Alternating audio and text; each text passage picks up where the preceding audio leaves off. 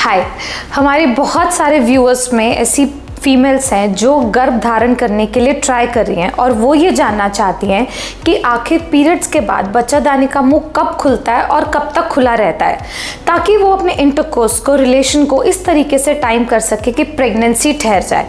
तो आज हम बात करते हैं कि बच्चादानी का मुंह पीरियड्स के बाद कब खुलता है और इसको एक फीमेल कैसे कैलकुलेट कर सकती है, वो क्या लक्षण है, वो क्या सिम्टम्स हैं जिनके माध्यम से वो अंदेशा लगा सकती हैं कि हाँ उस दिन बच्चादानी का मुंह खुला है और प्रेगनेंसी का मैक्सिमम चांस है। तो अगर बात करते हैं पीरियड के पहले दूसरे दिन, जिस दिन ब्लीडिंग होती है, उसको हम मानते हैं पहले दिन को लास्ट मेंस्ट्रुअल पीरियड। ठीक है, आमतौर पे ब्लीडिंग होती है 4 से 5 दिन के लिए। तो 4 से 5 दिन की ये जो ब्लीडिंग है, इस टाइम पीरियड के दौरान बच्चादानी का मुंह जो है वो खुला रहता है। अब बच्चादानी के मुंह खुलने का क्या मतलब होता है?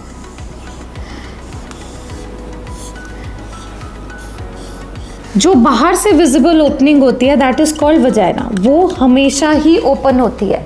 इंटरकोर्स इसी में होता है और सीमन यही डिपॉजिट होता है। बट ये जो ओपनिंग है, जिसको सर्विक्स कहते हैं, ये अगर हम एग्जामिन करते हैं तो हमें एक छोटे से छेद के समान दिखाई देती है। ब्लीडिंग इसी से होती है, यूट्रस की सारी लाइनिंग जो शेड होती है वो यहीं से होती है। तो ब्लीडिंग पीरियड्स में इस जगह से होती है और ये एक तरीके से बोल सकते हैं कि बच्चादानी का मुंह खुला है। इसके बाद अगर आपकी साइकिल लेंथ 28 दिन की है तो इसमें करीब 14वें दिन पे, यानी हमने 28 में से घटाए 14 दिन, तो करीब 14वें दिन पे, और अगर आपकी साइकिल 30 दिन की है तो 30 में से हम 14 घटाएं तो 16वें दिन। तो इस दिन पे आपकी बॉडी में स्पर्म्स को रिसीव करने की, शुक्राणु को अपने अंदर सक करने की, उसके अंदर ट्रैवल करने की क्षमता जो है वो सबसे ज़्यादा होती है, क्योंकि ये वो टाइम है जब एक्चुअली आपकी सारी सिक्रीशंस जो है वो बढ़ जाती हैं बॉडी में और प्रेगनेंसी आने की सबसे ज़्यादा संभावना होती है। तो ये आखिर होता क्यों है और इसको आप कैसे मालूम कर सकते हैं? इसके दौरान आपकी बॉडी में, अंडादानी में छोटे छोटे से फॉलिकल्स होते हैं। ये ब्लीडिंग के दौरान छोटे ही दिखाई देते हैं, पर जैसे जैसे आपकी साइकिल एडवांस करती है, इनमें से कोई एक फॉलिकल बड़ा होना शुरू होता है और इसी में कहीं माइक्रोस्कोपिक अंडा होता है। फॉलिकल क्या होता है? एक पानी की थैली होती है जो अल्ट्रासाउंड पे दिखाई देती है। अब अगर आप नेचुरली प्रेगनेंसी के लिए ट्राई कर रहे हैं तो आपको ये सब चीज़ें मॉनिटर कराने की बिल्कुल ज़रूरत नहीं है, क्योंकि जब ये चीज़ शरीर में हो रही है, इसके साथ साथ इसमें से रिलीज़ होते हैं ईस्ट्रोजन हार्मोन।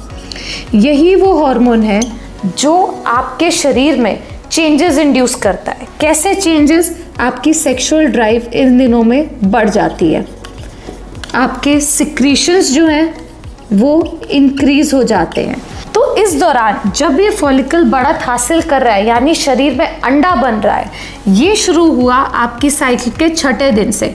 6ठे दिन के करीब 10वें दिन, 12वें दिन, 14वें दिन, 16वें दिन। अगर आपकी साइकिल 28 दिन की है तो ये जो टाइम पीरियड रहेगा, इससे 14 दिन से 4 दिन पहले का और 1 दिन बाद का, यानी कि 11वें दिन से लेके 15वें दिन का, ये वो टाइम पीरियड है जब एक्चुअली ये फॉलिकल जो बना, इसके हार्मोन की वजह से आपके शरीर में जो चेंजेस हैं उसमें सिक्रीशंस बढ़ जाती है। और सिक्रीशंस क्योंकि यहाँ से रिलीज होती हैं तो ऐसा प्रतीत हो सकता है कि बच्चादानी का मुंह खुल रहा है, पर ये जो खुलना और बंद होना है ये बहुत मिनिमल सा है। सिक्रीशंस, लुब्रिकेशंस की वजह से हो सकता है आपको डिस्चार्ज महसूस हो, पर ये डिस्चार्ज होता है फ्लूइडी, यूरिन लाइक और बहुत ज़्यादा स्ट्रेचेबल होता है। ये इन्फेक्शन जैसे सफ़ेद डिस्चार्ज जिसमें खुजली हो सकती है या फिर बैड स्मेल होती है, वैसा नहीं होता। और ये डिस्चार्ज आपको एक अंदेशा देता है कि हाँ यही वो टाइम है जब आपको इंटरकोर्स करना चाहिए प्रेगनेंसी जल्दी आने के लिए। ये डिस्चार्ज करीब अंडे के रिलीज होने से 3-4 दिन पहले से लेके उस दिन तक रहता है। तो यही आपका फर्टाइल विंडो है।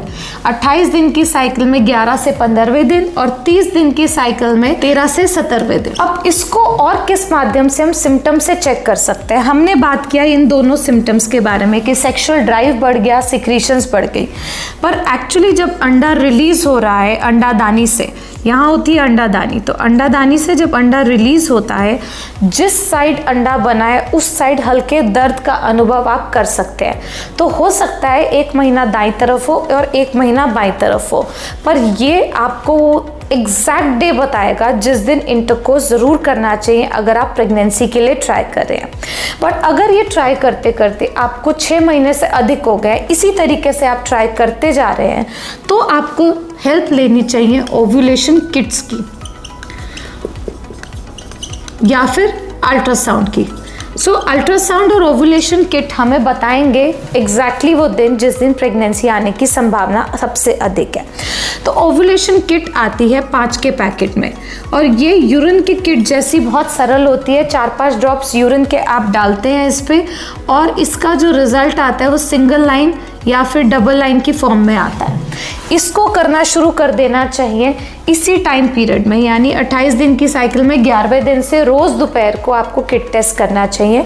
अगर उसमें नेगेटिव आ रहा है तो मतलब अंडा नहीं रिलीज होने वाला, बच्चादानी का मुंह नहीं खुला हुआ, सर्वाइकल सिक्रीशंस नहीं है, प्रेगनेंसी का चांस नहीं है। ये शुरू में हो सकता है फेंट लाइन आनी शुरू हो जाए आपके 12वें-13वें दिन पे, तो तब इसका मतलब पॉजिटिव आने वाली है और आपको ऑल्टरनेट डे ट्राई एटलीस्ट करना चाहिए, क्योंकि शुक्राणु आपकी बॉडी में 48 घंटे तक ठीक रहते हैं। जब ये 2 लाइन आ जाती है तो वो हो सकता है आपकी साइकिल के 14th डे पे हो या 15वें दिन पे हो, उस दिन ज़रूर इंटरकोर्स करना चाहिए प्रेगनेंसी के लिए। यही वो दिन है जिस दिन एग रिलीज हुआ है और एग 12 से 24 घंटे तक फर्टिलाइजेबल यानी शुक्राणु से मिलने की स्थिति में रहता है और प्रेगनेंसी का चांस रहता है। अल्ट्रासाउंड जो होता है, अल्ट्रासाउंड ये जो शरीर में हो रहा प्रोसीजर है, इसको देखने में हेल्प करता है।